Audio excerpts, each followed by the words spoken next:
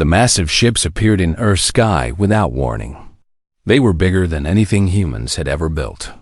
The metal hulls stretched for miles across the blue atmosphere.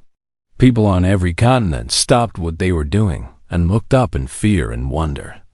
Admiral Zethkar stood on the bridge of his flagship, the Eternal Dominion. He was a tall creature with 4 arms and skin that looked like polished stone.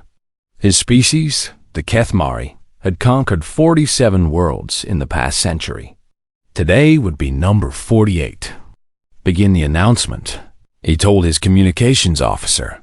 The message went out on every radio frequency, every television channel, every internet connection on Earth.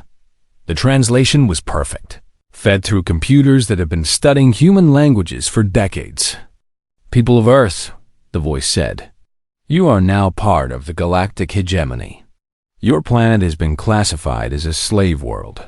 Your species will serve the greater good of the galaxy. In the United Nations building in New York, delegates sat in shocked silence. The Secretary General, Maria Santos, felt her hand shake as she gripped the podium. This cannot be real, whispered the Russian ambassador. But it was real.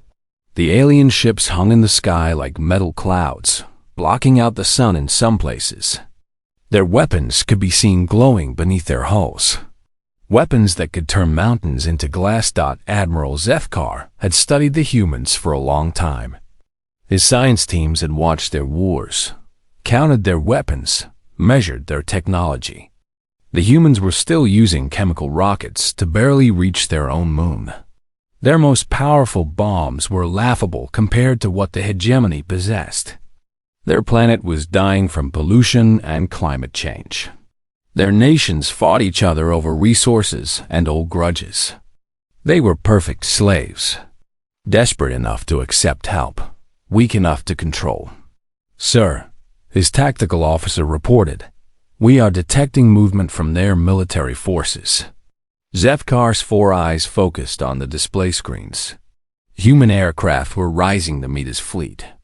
Tiny fighter jets and bombers, moving like insects against his massive ships. Let them come, he said with what humans would call a smile. It will be a good demonstration. The human pilots knew they were probably flying to their deaths. Captain Sarah Chun of the U.S. Air Force had volunteered for the first wave. As she climbed toward the alien ships, she thought about her daughter back home, about all the children who would grow up as slaves if this failed. All wings, this is Blue Leader, she said into her radio. Remember, we're not trying to win. We're trying to show these things that we won't go quietly. The first human missiles struck the alien shields and disappeared in flashes of light. The energy barriers around the ships flickered but held strong. The aliens fired back with beams of pure energy that turned the human aircraft into vapor. But more kept coming. From every military base on Earth, everything that could fly was launched.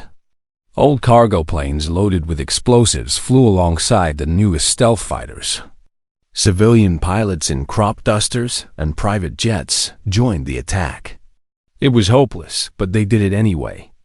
Admiral Zethkar watched the slaughter with growing unease. His weapons were destroying the human aircraft easily, but there were so many of them. And they kept coming even when it was clear they could not win. Admiral, his science officer, spoke up. This behavior is unusual. How so? In our previous conquests, the native species would surrender once they saw our superior firepower. Or they would send their best warriors in organized formations. These humans are throwing everything they have at us, including civilians. Zethkar looked at the tactical display. Red dots representing human aircraft covered the screen like a rash. They were not fighting like soldiers. They were fighting like cornered animals. No matter, he said. Begin the harvest. The harvest ships were smaller than the warships, but still enormous by human standards. They descended toward the major cities, their tractor beams reaching out to grab buildings and vehicles and people. New York was the first target. The massive beam of energy reached down from the sky and began lifting everything in its path. Cars, buses, and entire city blocks rose into the air, but the humans did not run. Police officers and firefighters stayed at their posts, trying to help people escape, even as the alien beam pulled at them. National Guard units fired their weapons at the harvest ships until the last possible moment. Civilians formed human chains to pull each other away from the beam's reach. Maria Santos stood on the roof of the UN building as it began to rise into the air. She could have fled, but she stayed at the podium with her translator, broadcasting to the world. To all nations of Earth, she said as the building lifted higher, "We are not defeated. We are not slaves. Fight them with everything you have. Make them pay for every life they take." The signal cut off as the building disappeared into the alien ship. Similar scenes played out across the globe. In London, the Queen refused to leave Buckingham Palace. In Moscow, the president armed himself and fought alongside his bodyguards. In Beijing, millions of people poured into the streets, not to surrender, but to throw rocks and bottles at the alien ships. Admiral Zethkar received reports from all his harvest commanders. The collection was proceeding, but slowly, much more slowly than expected. "The humans are interfering with the tractor beams," one commander reported. "They are using explosives to collapse buildings before we can lift them. They are destroying their own infrastructure rather than let us have it. And the specimens we have collected are problematic," another added. "They refuse to be processed. They attack the guards. Some have killed themselves rather than submit." Zethkar's confidence began to crack. In 47 previous conquests, the native species had been grateful when the killing stopped. They had cooperated with the harvest, hoping to earn better treatment. These humans seemed to prefer death to slavery. "Double the guard on the specimen holds," he ordered, "and increase the pace of collection. I want this planet stripped clean within the week." But even as he gave the orders, Zethkar felt something he had never felt before during a conquest. He felt uneasy. The humans were weak, their technology primitive, their planet dying. But they fought with a fury that disturbed him. It reminded him of stories his grandmother had told him as a child. Stories about creatures that were more dangerous when wounded than when healthy. Creatures that would tear their own limbs off to escape a trap. He dismissed the feeling and focused on his duty. Earth would fall, like all the others. The humans would learn their place in the galactic order. He had no way of knowing that the real war had not yet begun. The problems began almost immediately after the first harvest ships landed on Earth's surface. Commander Vextal had overseen dozens of planetary harvests before. His job was simple: collect the strongest specimens for labor, eliminate the weak, and establish order among the new slaves. It had never taken more than a few days. 3 weeks after landing, he was still fighting street by street, through what the humans called London. Status report. He barked into his communicator as another explosion shook his command. Post. Sector 7 is still contested. Came the reply from Captain Yorthka. The humans have fortified their underground transport system. Every tunnel is trapped with explosives. We clear one section and they attack from behind. Vextal looked at his tactical display with growing frustration. The red areas showing human resistance should have been shrinking. Instead, they seemed to be growing. His forces controlled the main buildings and roads, but the humans controlled everything else. What about the specimens we have collected? Are they providing useful intelligence? That is problematic, sir. Vextal felt his blood temperature rise. Explain. The humans refuse to cooperate under interrogation. We have tried pain stimulation, fear conditioning, and reward systems. Nothing works. They either say nothing or give us false information. This was wrong. All wrong. In every previous harvest, there had always been collaborators. Weak individuals who would trade information for better treatment. Leaders who would surrender to save their people. Someone who would help establish order, not the humans. They seemed to have no concept of reasonable surrender. A new report crackled through his communicator. "Sir, this is Harvest Team 12. We've encountered another anomaly." "What kind of anomaly?" "We found a group of young humans in an educational facility. When we moved to collect them, the adult humans attacked us with primitive weapons and explosive devices. They fought to the death to protect the younglings." Vextel paused. "The adults sacrificed themselves for offspring that were not their own?" "Yes, sir." "And the younglings?" "They did not run when the adults fell. They continued fighting with improvised weapons." This violated everything Vextel knew about civilized behavior. Adults protecting their own young was normal. But protecting the young of others, and young fighting instead of fleeing, suggested a level of group loyalty that bordered on mental illness.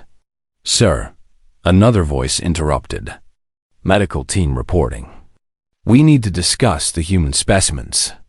Dr. Melteran was the fleet's chief zoobiologist.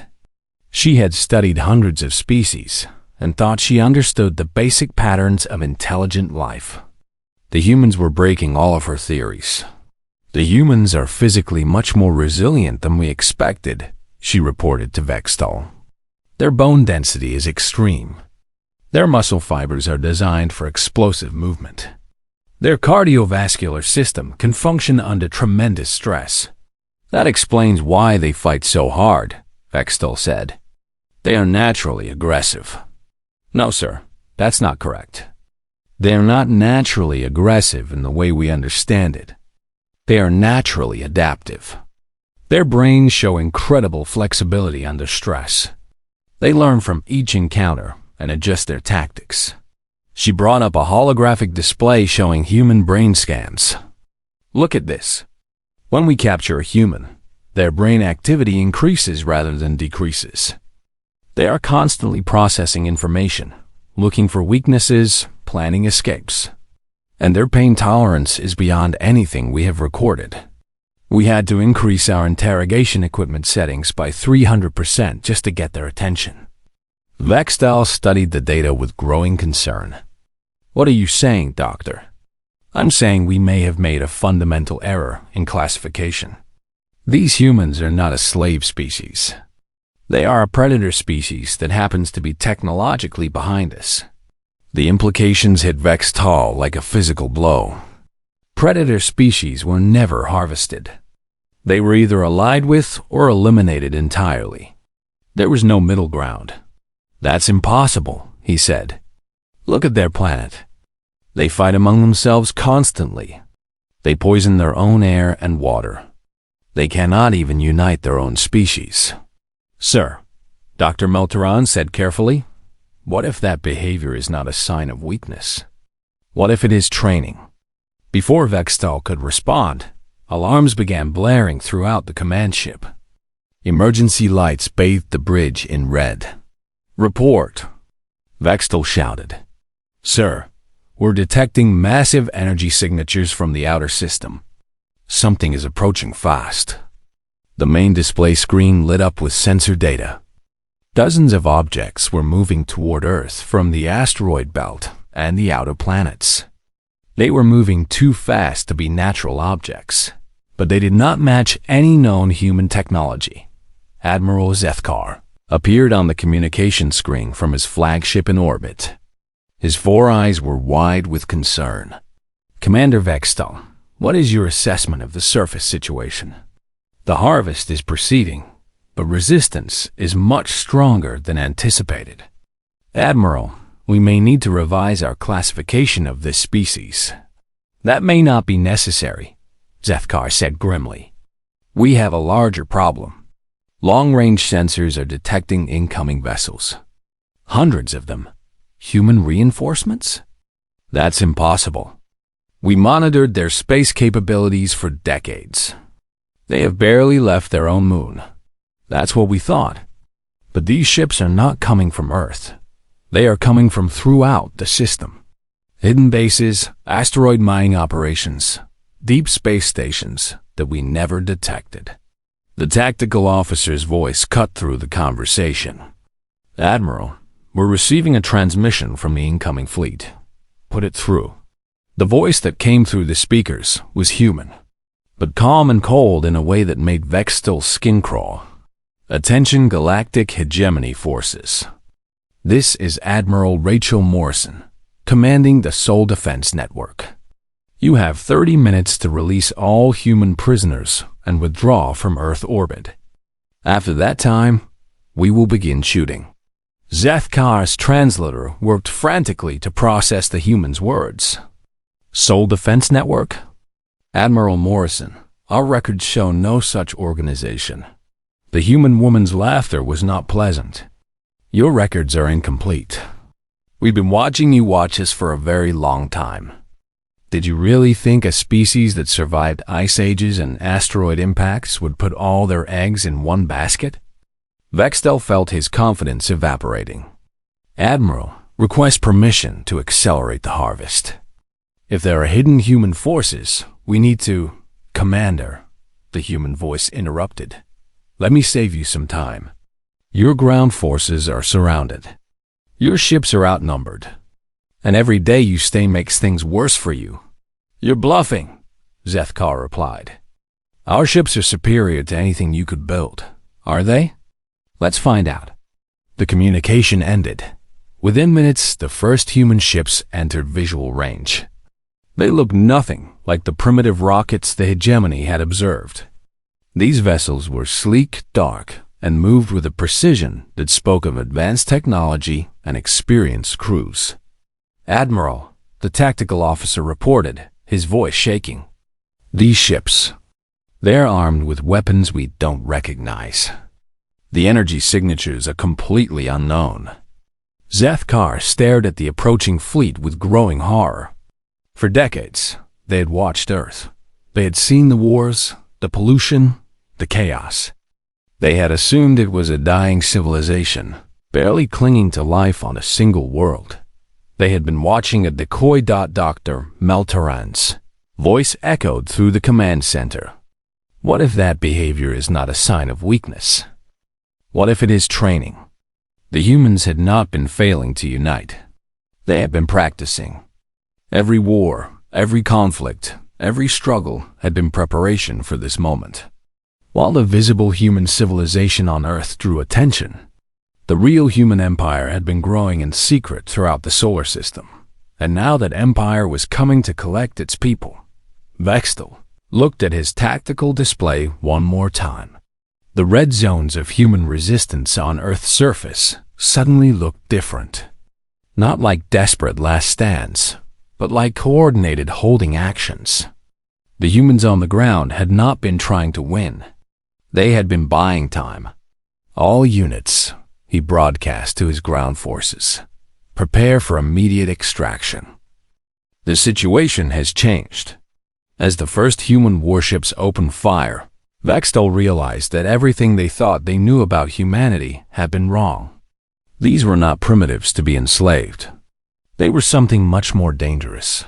They were survivors who had learned to plan ahead.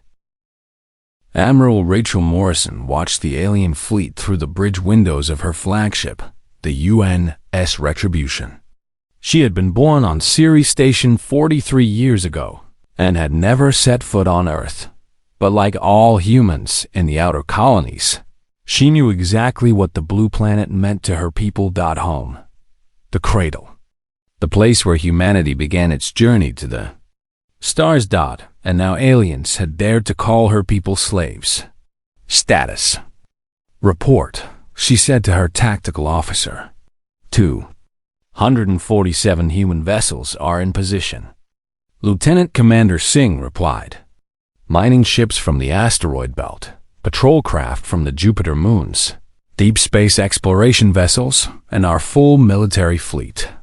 The aliens appear to have 86 ships of various sizes. Morrison nodded. The numbers looked good, but numbers were not everything.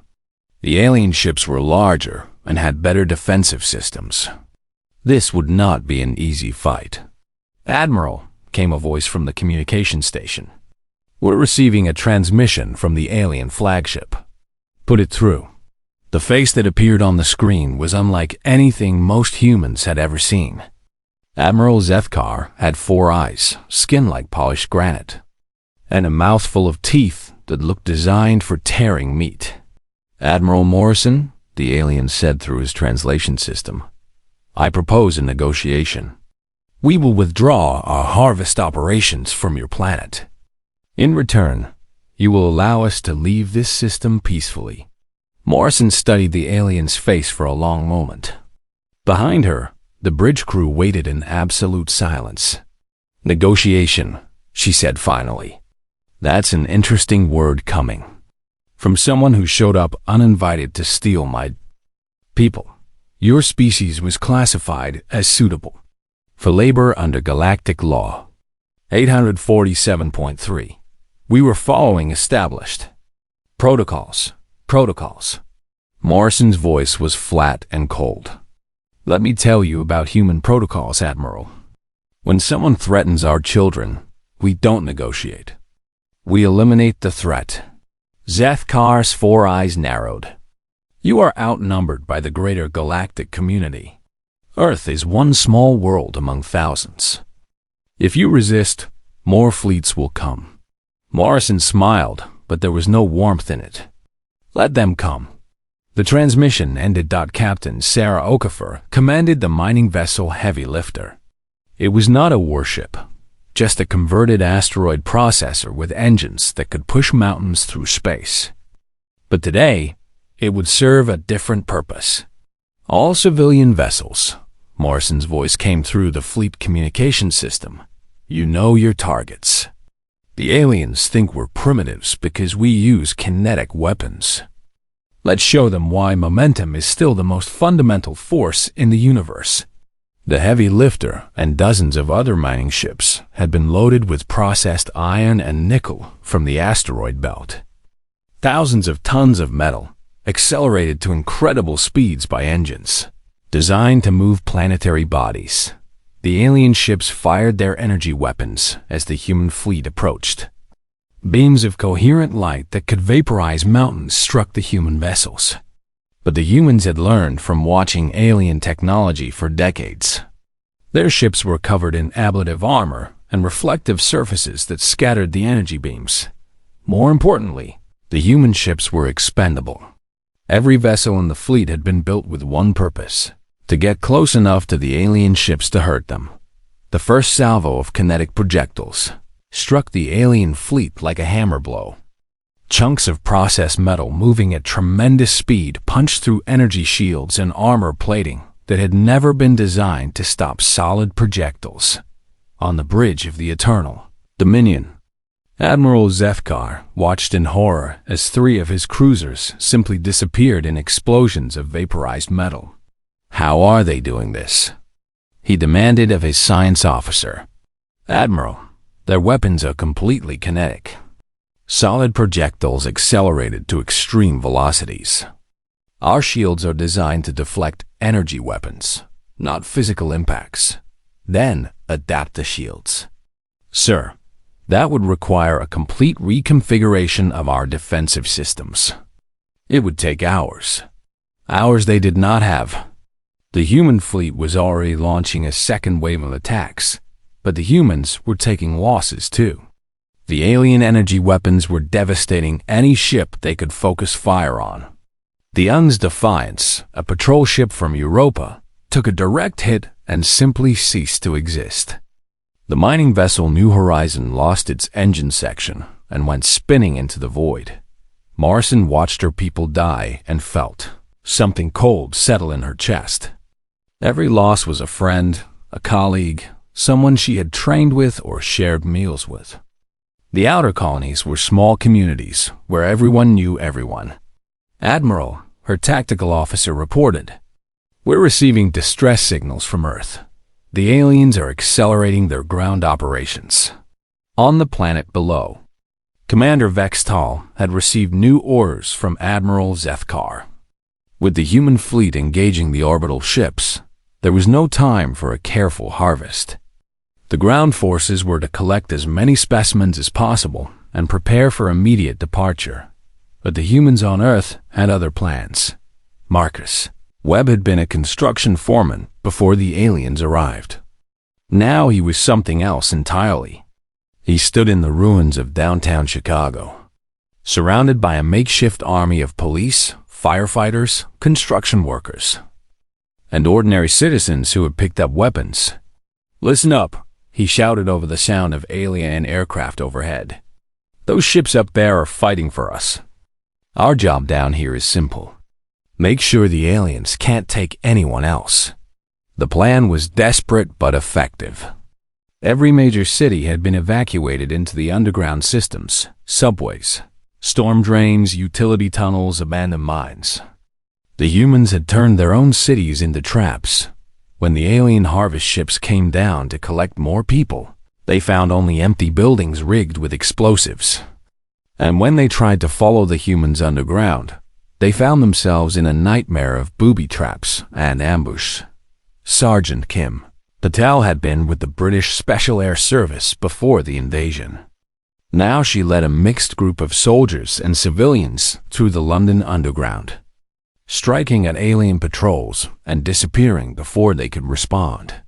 "The key is mobility," she explained to her team as they prepared another ambush. "We know these tunnels better than they do.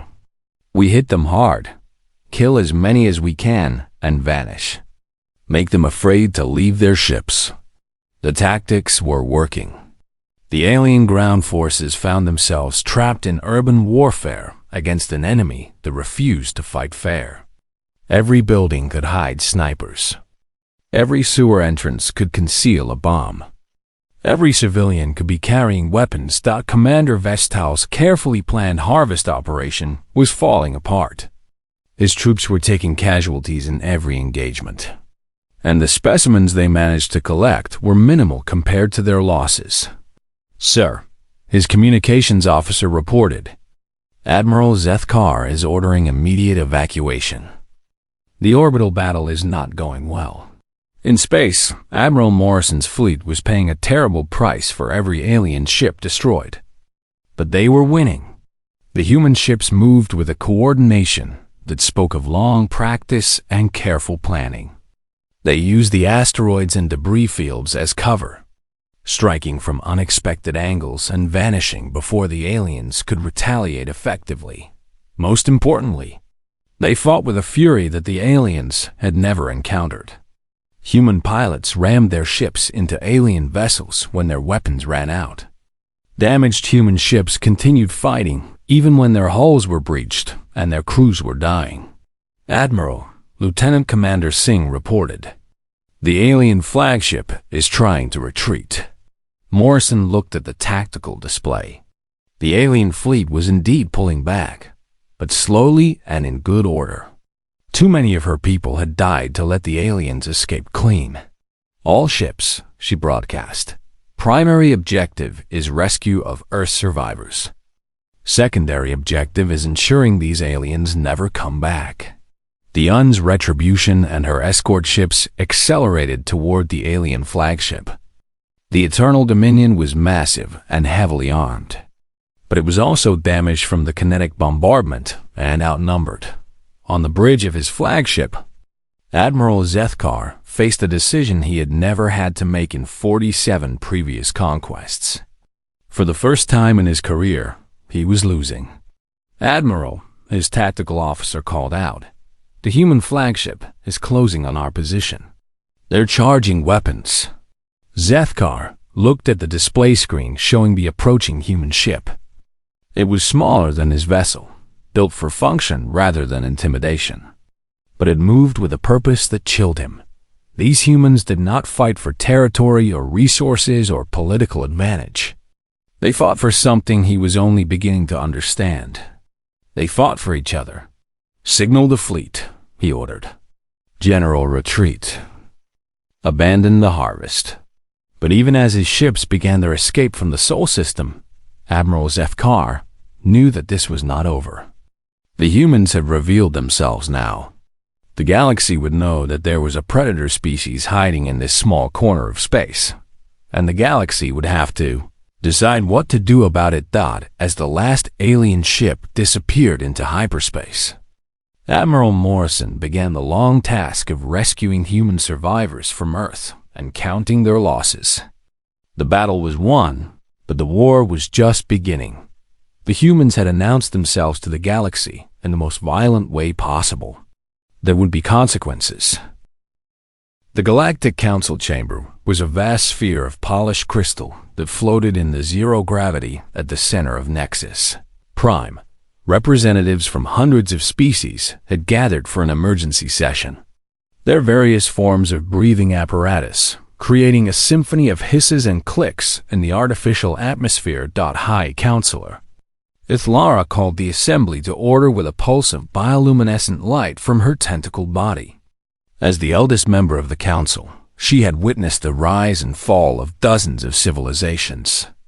She had never seen the chamber so filled with fear. We are here to address the failure of the Sol System harvest and the emergence of what appears to be a previously unknown military force, she announced. Admiral Zethkar will provide his report. The Kethmari Admiral's image appeared in the center of the chamber. He looked older than when he had departed for Earth. His stone-like skin cracked with stress lines. Honorable Counselors, he began, I must report that Harvest Operation 847.3 has ended in complete failure. The species designated as human has proven to be misclassified. A ripple of concerned sounds echoed through the chamber. Harvest operations had never failed completely. Some took longer than others, required more resources, but they always succeeded eventually. Define misclassified, said Counselor Rexstick, whose insectoid species controlled 12 sectors. Zethkar's 4 eyes dimmed with what humans would recognize as shame. The humans are not a primitive slave species, as our scouts reported. They are a technologically advanced predator species that has been deliberately hiding their capabilities. Impossible, screeched Counselor Hithron, a bird-like creature whose species specialized in intelligence gathering. We monitored their planet for over 50 of their years. We saw their wars, their pollution, their inability to cooperate even among themselves. With respect, Counselor, we saw what they wanted us to see. While we watched their homeworld, they were building a hidden empire throughout their star system. Mining operations in asteroid fields, research stations on outer planets, military bases on dead moons. All completely concealed from our sensors. The chamber erupted in alarmed chatter. How was it possible for an entire civilization to hide from the most advanced intelligence services in the galaxy? High Counselor Ithlara pulsed for silence. Admiral, describe their military capabilities. Zethkar hesitated before answering. They use kinetic weapons almost exclusively. Solid projectiles accelerated to tremendous velocities. Our energy shields are useless against such attacks. Kinetic weapons are primitive technology. Counselor Rexstick clicked dismissively. Any species can throw rocks. These were not rocks, Counselor. They were precisely manufactured projectiles weighing thousands of tons, moving at speeds that approach 10% of light velocity. When they impact a ship, there is no ship left to salvage. The chamber fell silent as the implications sank in. The galaxy's military technology had evolved to use energy weapons because they were more efficient and easier to control. Physical projectiles were considered wasteful and primitive. But the humans had turned that assumption into a deadly advantage. How many ships did you lose? Asked High Counselor Ithlara. 37 vessels completely destroyed. 22 more severely damaged. Out of my original fleet of 86 ships. The numbers were staggering. In 47 previous harvests, Admiral Zethkar had lost fewer than 10 ships total. And the harvest itself? We collected fewer than 50,000 specimens before being forced to retreat. Most were recovered by the humans during our withdrawal. Council of Rexstick's mandibles clicked with agitation. This is unacceptable. No single species can be allowed to resist the galactic hegemony. If the humans are permitted to defy us, others will follow their example. Murmurs of agreement rippled through the chamber. The stability of galactic civilization depended on the understanding that resistance was futile. If that changed, everything would collapse into chaos. What do you propose? High Counselor Ithlar asked. A punishment fleet. Council of Rexstick replied without hesitation. 500 ships from a dozen species. We glass their entire system and serve notice to the galaxy that rebellion has consequences. Seconded, said Counselor Hithron. The human species must be eliminated completely. We cannot allow their defiance to inspire others. But as the Council debated the formation of a punishment fleet, events were already moving beyond their control. Captain Lisa Jiang had been born on Titan Station and trained as a deep space reconnaissance pilot. For the past 5 years, she had been serving the most classified unit of the human military, the ones who watched the Watchers dot her ship. The Unshadow was one of 12 vessels designed for long-range infiltration missions. It was smaller than a shuttle, but equipped with stealth technology that made it effectively invisible to galactic sensors. She had been following galactic hegemony ships for years, mapping their trade routes, studying their technology, and most importantly, learning their weaknesses. Control, this is Shadow 7, she transmitted to Earth. I have eyes on the Council meeting. They're planning a massive retaliation fleet. The response came from Admiral Morrison herself.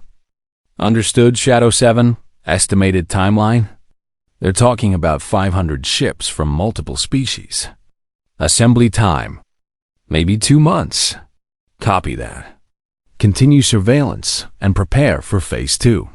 Phase 2 was the part of the human plan that even Admiral Morrison hoped they would never have to use. For decades, while the galaxy watched Earth, human infiltrators had been traveling throughout galactic space, not as conquerors or spies, but as something much more dangerous. His friends. Dr. Alex Petrov had spent 15 years on the Rexstick homeworld, studying their insectoid biology under the guise of academic exchange. The Rexstick were proud of their scientific achievements and eager to share with other species. They had no idea that Dr. Petrov was actually a human military biologist. He had learned everything about Rexstick physiology, including their one critical weakness. Like many insect species, they were vulnerable to specific protein toxins that could disrupt their nervous systems.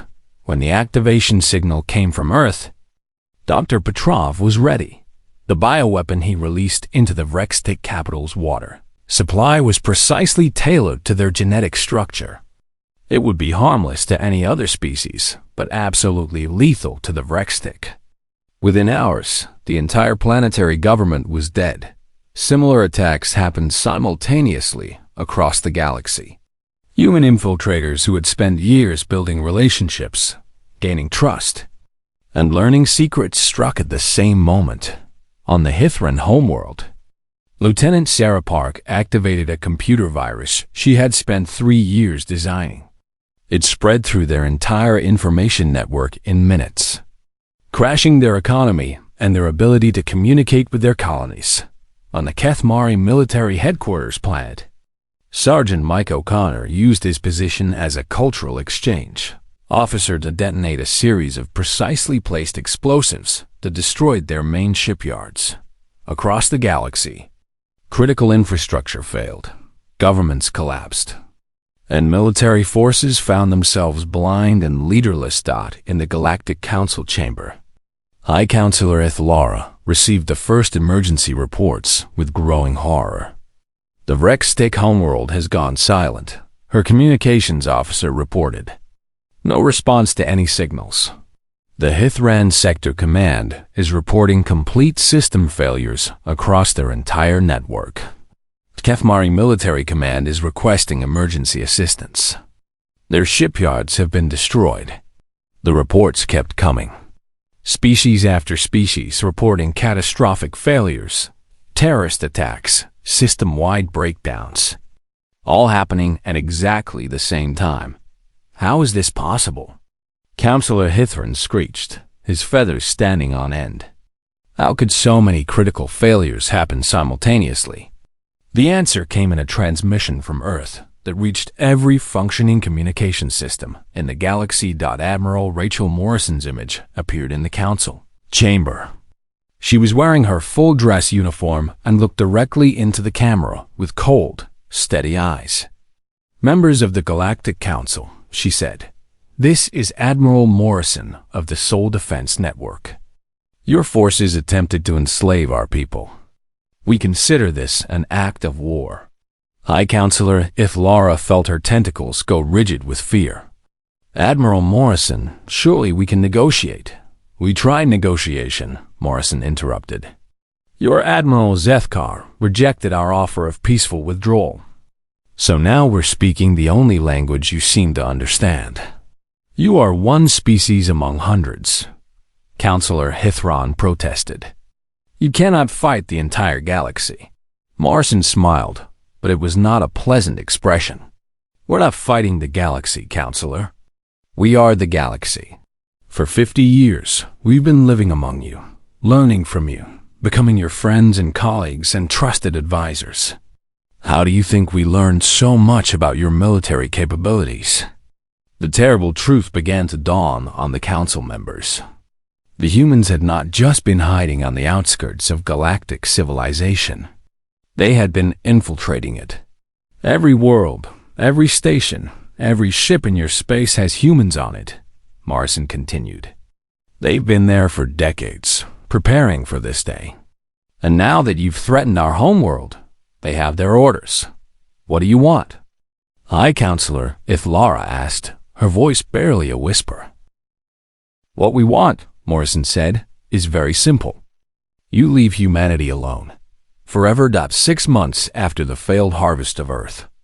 The galaxy was dying. High Counselor Ithlara floated in the ruins of what had once been the most magnificent conference chamber in known space. The crystal walls were cracked and darkened, life support systems failing, and half the delegate positions empty forever. The Rextic homeworld was silent. An entire species of 12 billion individuals simply gone. The bioweapon the humans had unleashed was so precisely targeted that it left their cities intact but their streets filled only with empty shells. The Hithran had survived, but their civilization had not. Without their information networks, their far-flung colonies could not coordinate trade or defense. Pirates and warlords picked off their outer worlds while their core systems struggled with economic collapse and civil war. The Kethmari military machine, once the backbone of galactic hegemony enforcement, was crippled. Their shipyards destroyed, their command structure decapitated. Their remaining fleets scattered and demoralized. And still the humans were not finished. "Counselor," her aide whispered, "we're receiving another transmission from the Sol system." Idlara's tentacles drooped with exhaustion. Every communication from the humans brought news of another species brought low, another government toppled, another trade route severed. Admiral Morrison's face appeared on the cracked display screen. She looked exactly the same as she had 6 months ago. But somehow the calm in her eyes had become even more frightening. "High Counselor," Morrison said with polite formality, "I thought you should know that the Zeftai have agreed to our terms." The Zeftai had been one of the few species to maintain neutrality in the growing conflict. Their merchant fleets carried goods throughout the galaxy, and their banks financed trade across hundreds of worlds. If they had surrendered to human demands, what terms? Ithlara asked, though she suspected she already knew. Complete withdrawal from all human-claimed systems. Recognition of human sovereignty. And most importantly, they've agreed to stop using slave labor entirely. "The economy will collapse," Ithlara protested weakly. "Half the galaxy's infrastructure depends on forced labor." Morrison nodded. Yes, it will. That's the point. The revelation of human infiltration had led to a galaxy-wide witch hunt as species tried to identify and eliminate human agents. But it was already too late. The humans had not just infiltrated governments and militaries. They had become part of them. Dr. Elena Vasquez had been the chief medical officer on the Yithkan homeworld for 20 years. The Yithkan trusted her completely, which made it easy when she convinced them to accept a new vaccination program for their children. The vaccine was real and effective against a dozen common diseases. It also contained a genetic marker that would make the Yithkan completely sterile if they ever attacked human space. "We're not monsters," she explained in her final transmission before evacuating. "Your children will live full, healthy lives.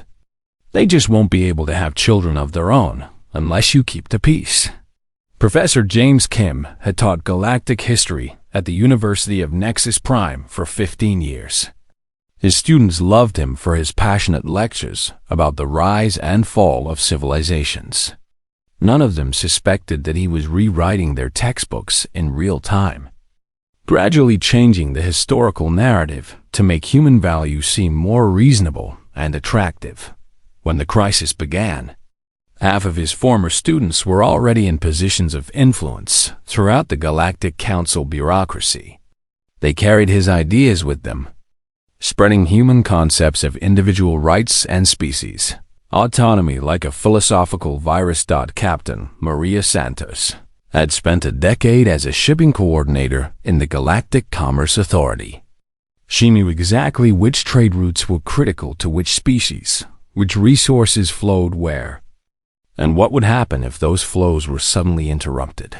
When she activated the computer, viruses she had been quietly installing for years, she did not destroy the galactic economy. She redirected it. Critical shipments began arriving late or at the wrong destinations. Payment systems developed glitches that always seemed to favor human-friendly species. Trade agreements mysteriously disappeared from computer databases.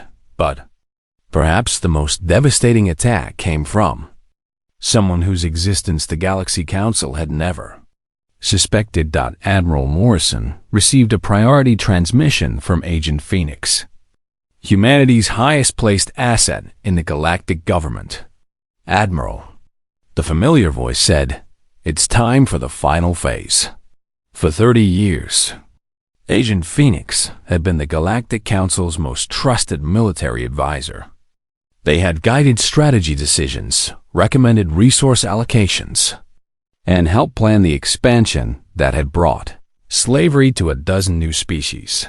They had also been feeding every piece of information back to Earth. "Understood, Phoenix. Execute Operation Prometheus." Agent Phoenix walked into High Counselor Ithlara's private office as they had done thousands of times before. The Council looked up from her displays, showing the latest reports of system failures and economic collapse. "Phoenix," she said wearily, "please tell me you have some good news." "I do have news," Agent Phoenix replied, removing their translation device and speaking in perfect human English for the first time in 3 decades. "Though I doubt you'll find it good." Ithlara's tentacles went rigid with shock. You're human." "Yes, and I've been sending every military secret, every strategic plan, every weakness of every species in the galaxy back to Earth since before you were born." The High Counselor's breathing apparatus wheezed as her respiratory system struggled with the shock. "That's impossible. Phoenix has been with the Council for 30 years. We scanned you, tested you, verified your genetic structure." Agent Phoenix smiled sadly. "Genetic modification, surgical alteration, biochemical enhancement, and 30 years of the best acting classes Earth had to offer. It wasn't easy, but it was necessary." "Why?" Ithlara whispered. "Why would you do this to us?" "Because someone had to be ready for this day," Phoenix replied. "When you came to enslave our people, did you think we would just accept it? Did you think there would be no consequences? Phoenix activated a small device that had been hidden in the council chambers for years. The master computer core that controlled everything from life support to communications began systematically wiping itself clean. "This isn't over," Iflara said desperately. "There are still species that resist you. The Outer Rim territories, the isolationist worlds, the deep space nomads. They'll never surrender." "You're right," Phoenix agreed. "Some species will never accept human terms. They'll fight to the end, go down with their ships, die as free beings rather than live under our rules." Iflara felt a moment of hope. If some species would resist, perhaps the galaxy could still be saved. "We respect that choice," Phoenix continued, crushing that hope. "Those species will be left alone to live or die as they choose. But they'll do it on dead worlds, cut off from galactic civilization, with no trade, no communication, and no technology more advanced than what they can build themselves. And the rest of us? The rest of you will adapt. Learn to live without slave labor. Learn to treat other species as equals instead of resources. Learn to ask permission instead of taking what you want." Phoenix moved toward the exit, then paused. "High Counselor, for what it's worth, I'm sorry. Many of your people are good individuals who never wanted to hurt anyone. But your civilization was built on the suffering of others. It was always going to end this way eventually." As Phoenix left, Iflara was alone with the dying displays and failing life support. Around her, the last functioning government in the galaxy was collapsing just like all the others. 3 years later, the transformation was complete. The galactic hegemony was gone. In its place was a loose confederation of independent species, each governing their own worlds according to their own values. Trade happened through negotiation rather than conquest. Disputes were settled through diplomacy rather than force. Some species thrived under the new system. Others struggled to adapt. A few had retreated to isolated corners of the galaxy, rebuilding their civilizations from scratch without human influence. Admiral Morrison stood on the observation deck of Luna Station, looking out at Earth through the transparent aluminum windows. The blue planet looked exactly as it had before the aliens came, but everything else had changed. "Admiral," her aide reported, "the Kethmari delegation has arrived for the trade negotiations." Morrison nodded. Admiral Zethkar had requested a meeting personally. The former Hegemony Fleet commander now governed one of the few remaining Kethmari worlds, trying to build a new society from the ashes of the old one. "Any weapons detected in their diplomatic party?" "No, Admiral. They've been very careful to follow all protocols." Morrison allowed herself a small smile. 3 years ago, the idea of alien species asking permission to enter human space would have been unthinkable. Now it was routine. She made her way to the conference room where Zethkar was waiting. The former admiral looked older, his stone-like skin marked with stress fractures, and his 4 eyes dimmed with what humans would recognize as regret. "Admiral Morrison," he said formally, "thank you for agreeing to this meeting." "Admiral Zethkar.